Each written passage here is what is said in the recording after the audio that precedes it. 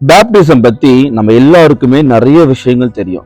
யாரெல்லாம் திருமுழுக்கு வாங்குறாங்களோ அவங்க ஜென்ம பாவத்திலிருந்து கழுவப்படுறாங்க, திருச்சபையினுடைய ஒரு அங்கத்தினரா மாறுறாங்க. இது எல்லாமே நமக்கு தெரிஞ்ச விஷயங்கள் தான். ஆனா தெரியாத ஒரு விஷயத்தை பத்தி தான் இந்த வீடியோல உங்ககிட்ட நான் பேச போறேன்.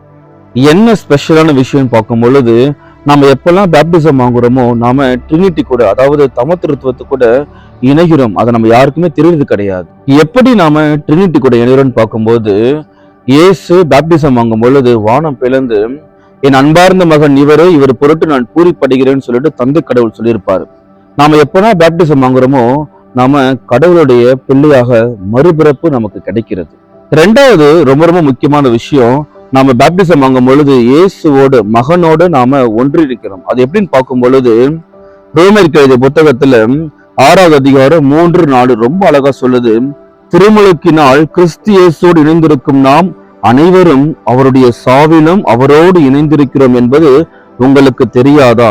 இறந்த கிறிஸ்துவை மாட்சி மிகுந்து உயிர்த்தெழச் செய்தார். அவ்வாறு நாமும் புது வாழ்வு பெற்றவர்களாய் வாழும்படி திருமுழுக்கின் வழியாய் அவரோடு அடக்கம் செய்யப்பட்டோம். நாம திருமுழுக்கின் வழியாக இயேசுவோடு இணைகிறோம். மகன் இயேசுவோடு இணைவதற்கு இன்னொரு முக்கியமான ரெஃபரன்ஸ் என்னன்னு பார்க்கும் பொழுது, கொலோசியருக்கு எழுதிய புத்தகம் அதிகாரம் 2 இறைவார்த்தை 12 ரொம்ப அழகா சொல்லுது. நீங்கள் திருமுழுக்கு பெற்ற போது அவரோடு அடக்கம் செய்யப்பட்டீர்கள்.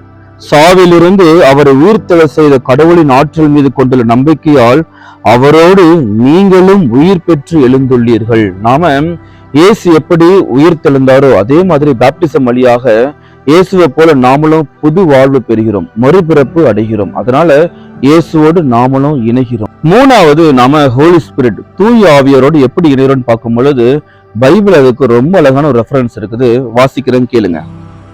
1 கொரிந்தியர் 12வது அதிகாரம் 13வது இறைவார்த்தை ரொம்ப அழகா சொல்லுது. ஏனெனில் யூதரானாலும் கிரேக்கரானாலும் அடிமைகளானாலும் உரிமை குடிமகளானாலும் நாம் எல்லோரும் ஒரே தூய ஆவியால் ஒரே உடலாய் இருக்கும்படி திருமுழுக்கு பெற்றுள்ளோம். அந்த ஒரே ஆவியை பானமாகவும் பெற்றுள்ளோம்.